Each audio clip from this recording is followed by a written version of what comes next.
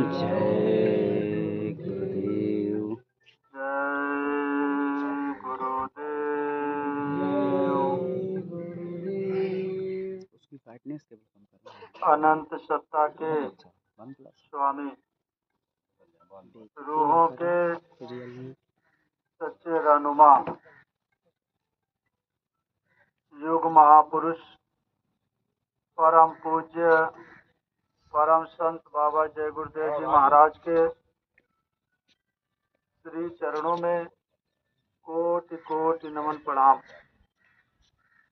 जय गुरुदेव धर्म प्रचारक संस्था के राष्ट्रीय अध्यक्ष श्रद्धेय पूज्य हुजूर महाराज जी के चरणों में कोटानुकोट नमन प्रणाम करते हुए यहाँ उपस्थित सभी सम्मानित सत्संगी धर्म प्रेमी भाई बहनों, माता तुल्य पिता तुल्य बूढ़े बुजुर्गानों, संभ्रांत व्यक्तियों, विद्वत जनों, सज्जनों, हमारे मुख्य अतिथि माननीय मजिस्ट्रेट साहब राहुल यादव एडवोकेट जी, श्री रोहित यादव इंजीनियर साहब, चंद्रमोहन प्रधान जी, हमारे साथ निरंतर छाया के तरह से रहने वाले माननीय ओम प्रकाश एडवोकेट जी, शिवम जी, लालदास बाबा जी और यहाँ आश्रम पर रह रहे टाटधारी हमारे बुजुर्गानों, साथ ही साथ सभी सेवादार, जिम्मेदार और नन्हे मुन्ने प्यारे बच्चों, आप सभी लोगों को सादर जय गुरुदेव। जय गुरुदेव। प्रेमी भाई बहनों, गणतंत्र दिवस के अवसर पर हम आप सभी लोगों के बहुत ही सौभाग्य है कि हम और आप युग महापुरुष परम पूज्य परम संत बाबा जय गुरुदेव जी महाराज के जन्म स्थली के इस पावन पवित्र धरती पर उपस्थित हुए हैं, पधारे हुए हैं। प्रेमी भाई बहनों, संत और महापुरुष की जो धरती होती वो पवित्र होती। धन्य भूमि जहाँ पंथ निहारो, नाथ तुम जहाँ तहाँ पगधारो। एक बार शंकर भगवान और पार्वती जी उत्तराखंड के पहाड़ी पर जा रहे थे। लंबा चौड़ा मैदान, उसमें शंकर भगवान साष्टांग दंडवत करने लगे, उस धूलि में लौटने लगे। पार्वती जी ने कहा कि हे भगवान, यहाँ न कोई मंदिर दिखाई दे रहा, न कोई देवस्थान दिखाई दे रहा, न कोई चिन्ह दिखाई दे रहा, आप किसको प्रणाम कर रहे?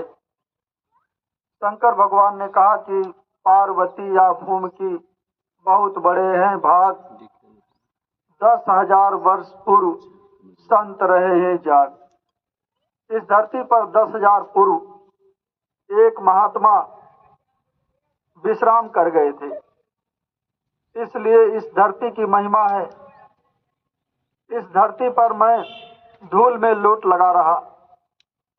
कहने का मतलब यह है कि महात्माओं की जो जन्मभूमि होती, महात्माओं के जहाँ चरण पड़ जाते, वो धरती पवित्र हो जाती।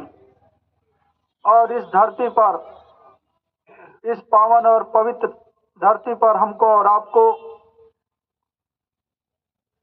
आजादी का जश्न, हमारा राष्ट्रीय ध्वज तिरंगा फहराने का यह सौभाग्य प्राप्त हुआ। प्रेमी भाई बहनों, देश की आजादी में जितने लोग भाग लिए, जितने लोग शहीद हुए, उनको मैं सत सत नमन करता हूं। प्रेमी भाई बहनों, अपने देश में अंग्रेज सर्वप्रथम व्यापार करने के लिए आए। व्यापार के बहाने उन्होंने ईस्ट इंडिया कंपनी की स्थापना की और धीरे धीरे अपना जाल फैलाने लगे और उस जाल में हमको और आपको, हम भारतीयों को कैद करने लगे। प्रेमी भाई बहनों, धीरे धीरे अंग्रेजों का साम्राज्य पूरे भारत देश में फैल गया। हमको और आपको उनके गुलामी के जंजीरों में जकड़ना पड़ा, क्योंकि कुछ अपने ही देश के गद्दार राजा जो अंग्रेजों से मिल चुके थे, अंग्रेजों से मिलकर देश के गद्दार राजा भारतीयों के ऊपर जुल्म ढाने का काम करने लगे। प्रेमी भाई बहनों, देश के अंदर वीर सपूत, नेता, लीडर इसी धरती मां के लाल पैदा हुए और अंग्रेजों को खदेड़ कर देश से बाहर कर दिया। वो कोई साधारण इंसान और आदमी नहीं थे। प्रेमी भाई बहनों, जिस तरह से भगवान राम के साथ वानर सेना, वानर और भालू लग करके लंका पर चढ़ाई किए और विजय प्राप्त किए, वो सारे देवी और देवता थे। इसी तरह से आजादी की लड़ाई में भी ऊपर से शक्तियां उतारी गई थी। उन्हीं के द्वारा देश आजाद हुआ। कितने लोग शहीद हुए। हमारे क्रांतिकारी धरती बलिया से मंगल पांडे और चित्तू पांडे, इनका नाम शहीदों के लिस्ट में आता है। प्रेमी भाई बहनों, मंगल पांडे फौज में नौकरी करते थे, अंग्रेजों की सेना में। अंग्रेज जो कारतूस में गाय की चर्बी का प्रयोग करते थे, उसको दांत से खींचना पड़ता था मुंह से। इसी बात को लेकर के विद्रोह हुआ और धीरे धीरे यह क्रांति की ज्वाला पूरे देश में भड़क गई। शहीद तो हुए लोग, इसमें हिंदू, मुसलमान, सिख और ईसाई सभी धर्मों के लोग शहीद हुए। प्रेमी भाई बहनों, देश आजाद हो गया। महात्मा गांधी का स्वप्न था कि जब देश आजाद हो जाएगा तो देश के अंदर एक बूंद शराब भी नहीं बिकेगी। महात्मा गांधी के जो सपने थे, राम राज की स्थापना करना, राम राज को लाना, राम राज लाने को गांधी सबसे कहे पुकारी। काम राज ला दिए दीवाने, खोले नरक दुआरी, चूल्हे भाड़ में गईले बापू के सपनवा मितवा, बदला बदला ही जमनवा मोर किसनवा मितवा। प्रेमी भाई बहनों, देश आजाद हो गया। आजादी के पहले दिल्ली, मुंबई, कलकत्ता और मद्रास जैसे बड़े बड़े शहरों में शराब बिकती थी। आजादी के बाद आज देख लीजिए, गांव गांव चट्टी चट्टी चौराहे चौराहे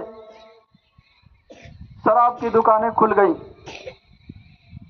प्रेमी भाई बहनों, जो लोग भारत माता की आजादी के लिए फांसी के फंदे को चूम गए हंसते हंसते, उनकी आत्मा जहां भी होगी आज करुण क्रंदन कर रही होगी, पश्चाताप कर रही होगी कि हमने अपने जान की कुर्बानी देकर देश को आजाद कराया और आज देश के अंदर कितने जो है जीव जंतुओं की हिंसा, हत्या, शराब और मांस का प्रचलन, नजरों में मां बहन बेटियों की पहचान, चरित्र का गिर जाना, आपसी सद्भाव प्रेम का खत्म हो जाना, लोगों के अंदर से मानवता चली गई, मानवता दानवता में तब्दील हो गई। उनकी आत्माएं आज दुखी होंगी। प्रेमी भाई बहनों, वर्तमान समय में जो सरकारें चल रही, एक आबकारी विभाग जो शराब बनाने और बेचने का काम करता और सरकार प्रचार कराती मद्य निषेध, शराब पर रोक लगाने का। अंग्रेजों की नीति थी डबल पीपुल्स पर्सनैलिटी, दो रंगी नीति। आज नीति वही चल रही उन्हीं की। देश आजाद हो गया, संपूर्ण गणराज्य घोषित हो गया, फिर भी हम और आप अंग्रेजों के बनाए नियमों पर चलें, उसी को देश के अंदर लागू करें, तो सबसे बड़े शर्मनाक की बात है।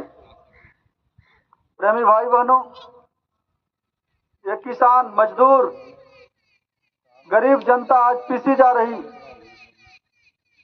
विश्व बैंकों में जो भारत का अकूत धन जमा है, ये तो गुरु महाराज कहे कि इसको तुम भोग नहीं पाओगे। महात्मा की वचन और वाणी कभी मिथ्या नहीं जा सकती। वृथा न जाए देव ऋषि वाणी। ये किसान बेचारे खेती का काम करते, महंगा डीजल ले आकर खेत की जुताई करते, महंगी डीएपी ले आकर के खेत में डालते, महंगा बीज, महंगी यूरिया, और किसानों के फसल जब तैयार होकर के खड़ी हो जाती तो किसानों के फसलों का समर्थन मूल्य मंत्री, मिनिस्टर, एमपी और एमएलए लागू करते। दारू और शराब के नशे में विदेशों से महंगी महंगी शराब की बोतलें ले आकर के पीते और पी करके उस नशे में किसानों के फसलों का समर्थन मूल्य लागू करते। प्रेमी भाई बहनों, एक कुम्हार घड़ा बनाता है, एक कुम्हार चाय पीने का बर्तन बनाता है, उसका मूल्य स्वयं वो निर्धारित करता। लेकिन आज किसान के फसलों का मूल्य दारू और शराब के नशे में लागू किया जा रहा। किसान निर्वस्त्र है, उसके शरीर पर एक भी कपड़ा नहीं है। आप कहेंगे कि किसान तो कपड़ा पहना हुआ। प्रेमी भाई बहनों, ये विदेशों का कर्ज है। हमारे देश के रहनुमा विदेशों से कर्ज ले आकर के सबके खोपड़ी के ऊपर लाद दिए। आप विचार कर लीजिए, खेत की जुताई का, खेत की सिंचाई का, खाद का, पानी का, ट्रैक्टर का और फसलों की मड़ाई का, भूसा को अलग, अनाज को अलग करने की मजदूरी, जाड़े में कांप करके किसान खेत में जाता है, पानी चलाता है, तपती हुई गर्मी में खेतों में काम करता, फावड़ा चलाता। इसके बाद किसान के जो फसल तैयार हो जाती, किसान के बच्चों के खाने के लिए 1 साल के लिए अनाज अलग कर दीजिए। किसान के बच्चों के पढ़ाई के लिए फीस है, कॉपी है, ड्रेस है,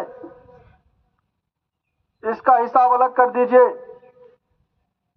किसान के बच्चों के शादी के लिए, विवाह के लिए, उसके लिए खर्च अलग निकाल दीजिए।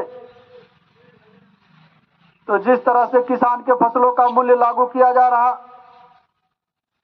किसान घाटे में है, घाटे में। भारत देश कृषि पर आधारित है।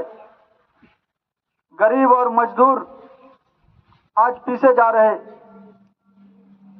देश के नेता, लीडर, रहनुमा कह रहे हैं कि हम गरीबी को खत्म करेंगे, गरीब नहीं रहने देंगे। उनके कहने का मतलब क्या है? गरीब नहीं रहने देंगे, यानी गरीबों को यहां नहीं रहने दिया जाएगा। जीते जी उनको मार डालेंगे ये नेता, लीडर, मंत्री और मिनिस्टर, जिनको हम वोट दे करके, मत दे करके हमने पार्लियामेंट में भेजा। प्रेमी भाई बहनों, देखिए, आपने मतदान किया। पहले के राजा जो होते थे, उनका पुत्र युवराज गद्दी पर बैठ जाता था। इसमें जनता का कोई रोल नहीं था। राजा का लड़का राजा हो जाता था। लेकिन आज के युग में, इस प्रजातंत्र में, जनता ही असली राजा है। क्योंकि आपने मत देकर, मतदान का मतलब बुद्धिदान, मतदान दे करके और आपने राजा बनाया।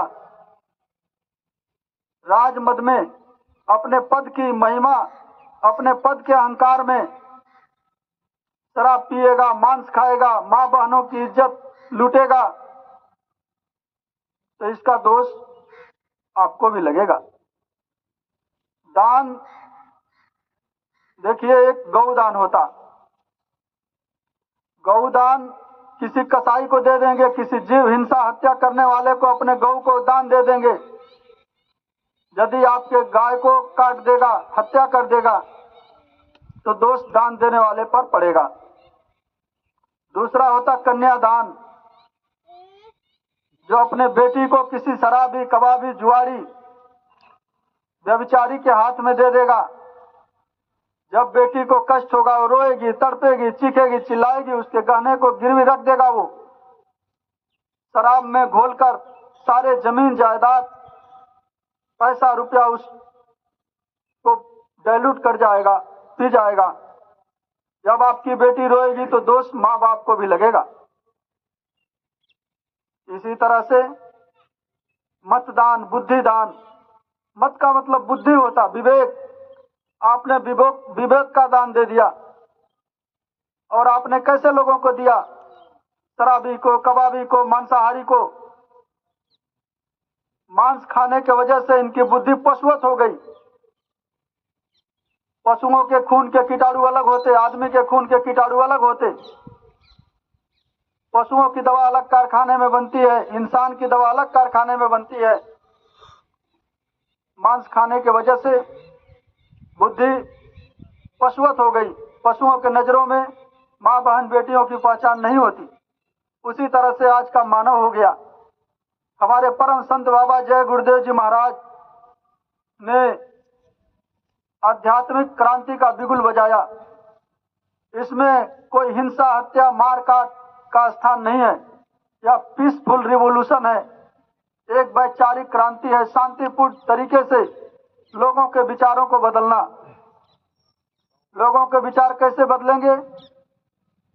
जैसा खाए अन्न वैसा होए मन, जैसा पिए पानी वैसा बोले बानी।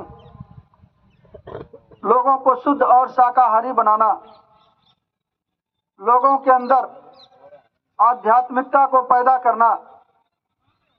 हम कौन हैं, कहां से आए हैं, मरने के बाद हम फिर जाएं कहां? हमारे नात, रिश्तेदार, सगे और संबंधी मरने के बाद कहां चले जाते? आत्मा के बारे में अध्ययन करना, यह सब काम हमारे गुरु महाराज ने किया। 116 वर्ष की अवस्था तक गुरु महाराज अथक परिश्रम करते रहे। उनके निज धाम जाने के बाद उनके एकमात्र उत्तराधिकारी श्रद्धेय पूज्य पंकज जी महाराज, जो इस समय वर्तमान के संत सदगुरु महात्मा महापुरुष हैं, अभी उनको लोग पहचान नहीं पा रहे। आगे परिवर्तन होगा देश और दुनिया के अंदर, ऐसा परिवर्तन होगा, शाम को नजारा कुछ और सुबह कुछ अलग दृश्य देखने को मिलेगा। गुरु महाराज ने कहा कि अभी आपने सूखा नहीं देखा, अभी आपने भूकंप नहीं देखा, अभी आपने अकाल नहीं देखा। बिल्डिंगें 400-400 फीट ऊपर उछल जाएंगी, उसमें रहने वाले लोगों का क्या होगा? कुदरत जब बौखलाती है तो विनाश करती है। एक कोरोना, एक छोटी सी बीमारी पूरे विश्व को तबाह करके रख दिया। इसके जड़ में क्या है? वुहान शहर चीन से कोरोना का वायरस फैला। चीन के लोग क्या खाते थे? सुअर का मांस, कुत्ते का मांस, चील का, चमगादड़ का, यानी किसी भी जीव जंतु का मांस खाने से उनको परहेज नहीं था। मांस खाने की वजह से बीमारी फैली और पूरे विश्व को तबाह करके रख दिया। अभी ये कोरोना कुछ नहीं है, अभी आगे ऐसी ऐसी बीमारियां आएंगी, डॉक्टर मरीजों को छूने से इनकार कर देंगे। डॉक्टर अपना आल्ला लेकर के डिस्पेंसरी छोड़ करके अरहर और गन्ने के खेत में जाकर छिप जाएंगे। सरकार कहेगी 1 लाख ले लो, 2 लाख ले लो और चल करके मरीजों को दवा इलाज करो। डॉक्टर कहेंगे कि नहीं, हम नहीं दवा कर पाएंगे, इनकार कर देंगे। 1 रुपए की दवा 100 रुपए में नहीं मिलेगी। लाशें पड़ी सड़ेंगी, घर घर में उठाने वाले मिलेंगे न यार, जमाना बदलेगा। कहें जय गुरुदेव पुकार, जमाना बदलेगा। इसके बारे में सूरदास जी ने भविष्यवाणी किया। संवत 2000 के ऊपर ऐसा जोग पड़े, पूरा पश्चिम उत्तर दक्षिण 34 काल फिरे। अकाल मृत्यु जगमाही व्यापे, प्रजा बहुत मरे। काल ब्याल से वही बचे जो गुरु का ध्यान धरे। उन्होंने किसी देवी और देवता का नाम नहीं लिया। उन्होंने कहा कि काल ब्याल से वही बचे जो गुरु का ध्यान धरे। मैं आपको बता देना चाहता हूं, यह गुरु नाम किसका है, जय गुरुदेव नाम किसका है? प्रेमी भाई बहनों, आप विचार करिए। त्रेता में जब भगवान राम नहीं आए थे, द्वापर में कृष्ण भगवान नहीं आए थे, उसके पहले भी यह धरती थी। ये नीला आसमान था, चांद तारे सब कुछ थे। मानव और इंसान भी इस धरती पर आ चुका था। उसके पहले उस परमपिता परमात्मा का क्या नाम था? आपके वेद और शास्त्र बतलाते हैं, लिखा हुआ, पहले गुरु को गाइए जिन गुरु रचा जहान। इस धरती और जहान की रचना करने वाले परमपिता परमात्मा का नाम वेद और शास्त्र गुरु बतलाते। उसी परमात्मा के गुरु नाम के पहले सम्मान में जय और बाद में देव लगाया गया। जय गुरुदेव, इसमें असली नाम गुरु है। यह जय गुरुदेव नाम परमात्मा का है, कोई अलग से पूजा पाठ नहीं है, न कोई अलग से ये धर्म है। गुरु महाराज ने कोई धर्म नहीं चलाया, कोई मजहब नहीं चलाया। गुरु महाराज ने सिर्फ मानव धर्म चलाया। मानव धर्म क्या है? इंसान इंसान के काम आए, एक दूसरे की निस्वार्थ भाव से सेवा करे, उसके सुख दुख में शामिल हो, यही मानव धर्म है। गुरु महाराज ने किसी जाति पाति का भेदभाव नहीं रखा। गुरु महाराज ने केवल मानव मात्र के लिए अपना संदेश जारी किया। प्रेमी भाई बहनों, साहब कबीर जब इस धरती को छोड़कर जाने लगे तो उनके शिष्य थे धर्मदास। धर्मदास जी रो पड़े, कहे कि साहब आप फिर कब आएंगे? कबीर साहब ने कहा, हंसा घबराइयो मत, फिर मैं आऊंगा। काशीपुरी मुक्त के नाका वहां मैं जग रचाऊंगा, यही हमारी पहचान होगी। काशीपुरी बनारस की धरती पर मैं जग रचाऊंगा। गुरु महाराज ने यह काम किया। गंगा रेती के उस पार 10वां अश्वमेध घाट के तरफ गुरु महाराज ने यज्ञ रचाया। 20 करोड़ नर नारियों का जन सैलाब उमड़ पड़ा। प्रेमी भाई बहनों, उन्होंने फिर कहा, अजब निशान तोपगढ़ ऊपर, वहां मैं नाम जहाज चलाऊंगा, हंसा घबराइयो मत, फिर मैं लौट के आऊंगा। यानी मैं नाम की जहाज लगाऊंगा, नाम दान दूंगा, और जो जीव उस नाम की जहाज पर चढ़ जाएंगे उनको मैं भवसागर से पार कर दूंगा। फिर उन्होंने कहा, अब की जगह कोरी चमारा, अब जैबे राजन दरबारा, 4 वर्ण और 36 जाति, घर घर जाकर अलख जगाऊंगा, हंसा घबराइयो मत, फिर मैं आऊंगा। देखिए, 2 दिन पहले पूज्य महाराज जी समय हरदोई में अपने पूरे काफिले को लेकर के और सत्संग दे रहे हैं। पूज्य महाराज जी सुबह 7 बजे 4-5 गाड़ियों के साथ और निकल जाते हैं गांव में, प्रेमियों के घर घर जाकर के, गरीबों की झोपड़ी में जाकर के गुरु महाराज पूज्य महाराज जी उस साहब कबीर के कथन को चरितार्थ कर रहे, सबको निमंत्रण दे रहे, बुला रहे, नाम की दौलत लुटा रहे। अभी लोग पहचान नहीं पा रहे। प्रेमी भाई बहनों, आगे का समय, आगे का मंजर तो अति भयंकर आ रहा। दुनिया में होगा घोर युद्ध, तब अंधकार छा जाएगा, भाई भाई का खून करे इसमें संदेह नहीं होगा। तब 20वीं सदी के बाद भारत के अंदर ऋषियों का एक झुंड आएगा, आकर के शांति दिलाएगा। तब जाकर के भारत के अंदर, तब जाकर धरा पे सतयुग आएगा। ये पादरी वाल्डर जो ईसाइयों के गुरु थे, मिस्र देश में गए थे, पत्थर पे लिखा हुआ खुदाई लेख था, जिन जिन भारत मात सताई, जिसने इसकी करी लुटाई, ढूंढ ढूंढ कर बदला लेगा, सब हिसाब चुकता कर देगा। चीन अरब की धुरी बनेगी, विध्वंसक ताकत उभरेगी, चारों तरफ संगीन लड़ाई, इटली में कोहराम मचेगा, लंदन सागर में डूबेगा, घाटे में होंगे ईसाई, कैसे हिंदुस्तान बचेगा। फिर लिखते हैं कि भारत होगा विश्व विजेता, भारत होगा विश्व का नेता, दुनिया का कार्यालय होगा, भारत में न्यायालय होगा, तब सतयुग दर्शन आएगा, संत राज सुख बरस आएगा, भारत में अवतारी होगा, जो ज्ञानी और विज्ञानी होगा, जो अद्भुत सेनानी होगा, जीते जी कई बार मरेगा, छद्म वेश में वो विचरेगा, देश बचाने के लिए होगा एक आह्वान, युग परिवर्तन के लिए चले प्रबल तूफान, तीनों ओर से होगा हमला, देश के अंदर द्रोही घपला, नेता मंत्री और अधिकारी, जान बचाना होगा भारी, सभी छोड़ मैदान भगेंगे, अपने अपने घर डूबेंगे। ऐसी भयानक परिस्थितियों से आपको कौन बचाएगा? भौतिक सुख साधनों से आपकी रक्षा नहीं हो सकती। प्रेमी भाई बहनों,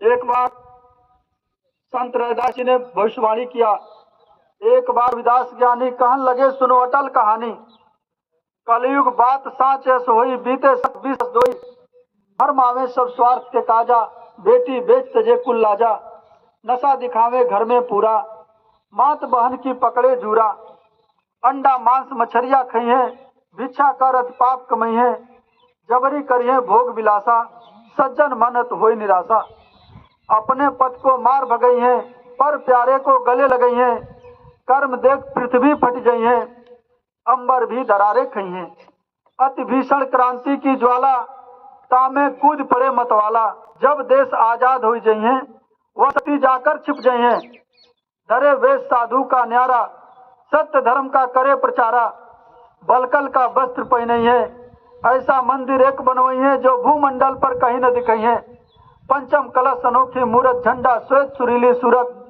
गुरु नाम से सब जग जाने, इनको परम पूज्य माने, अस्कई मौन भय रविदासा। उन्होंने भविष्यवाणी किया आज से 750 वर्ष पूर्व, ऐसा मंदिर एक बनवई है जो भूमंडल पर कहीं न दिखाई है। मथुरा में जो गुरु महाराज ने मंदिर बनवाया, विजिटर रजिस्टर उसमें लिखा हुआ रखा हुआ है। अंग्रेज पर्यटक आते, विदेशों के लोग आते, लिखते हैं कि ऐसा मंदिर हमने पूरे विश्व और भारत के अंदर कहीं नहीं देखा। विशेषता क्या है? मंदिर के अंदर के हाल को देखेंगे लगेगा चर्च का हाल है। मंदिर के गुंबज को देखेंगे लगेगा गुरुद्वारे का गुंबज है, और मंदिर के मीनारों को देखेंगे तो लगेगा मस्जिद की मीनार है। सम्मिलित रूप से पूरे मंदिर को एक साथ देखेंगे तो लगेगा कि यह मंदिर है। सर्वधर्म समभाव का प्रतीक ऐसा मंदिर आपको पूरे विश्व और भारत के अंदर कहीं देखने को नहीं मिलेगा। दूसरी विशेषता यह है कि मंदिर के अंदर एक बोर्ड लगा हुआ, मांस मछली अंडा दारू और शराब खाने पीने वालों का पैसा नहीं डाला जाएगा, अति कृपा होगी। ऐसा बोर्ड किसी मंदिर में भारत और विश्व के अंदर जाकर घूमकर आप लोग देख लीजिएगा। मैं प्रमाणिक बात कह रहा हूं, कोई बनावटी नहीं। आप लोग देख लीजिएगा, ऐसा बोर्ड कहीं नहीं मिलेगा। किसी भी मंदिर में जाएंगे धूप अगरबत्ती फूल फल चढ़ता है, अक्षत चढ़ता है, लेकिन गुरु महाराज ने कहा कि मंदिर के देवता के सामने अपनी एक बुराई चढ़ा दो, आपकी एक मनोकामना पूरी हो जाएगी। इसके बारे में संत रैदास ने पहले कहा था कि ऐसा मंदिर एक बनवाई है जो भूमंडल पर कहीं न दिखाई है। पंचम कलश अनोखी मूरत झंडा श्वेत सुरीली सूरत, गुरु नाम से सब जग जाने, इनको परम पूज्य माने। तो प्रेमी भाई बहनों, हमारे गुरु महाराज ने आजीवन शाकाहारी का संदेश दिया। जीवात्माओं के उत्थान के लिए, लोगों को इस काल और माया के देश से छुड़ाने के लिए, अपने सच्चे आनंद के देश पहुंचाने के लिए अथक परिश्रम किया। आज पूज्य महाराज जी उनके मिशन व कार्यों को लेकर आगे बढ़ रहे हैं। हमारा और आपका भी फर्ज बनता कि उनका तन मन और धन से सहयोग करें। प्रेमी भाई बहनों, आजादी की लड़ाई में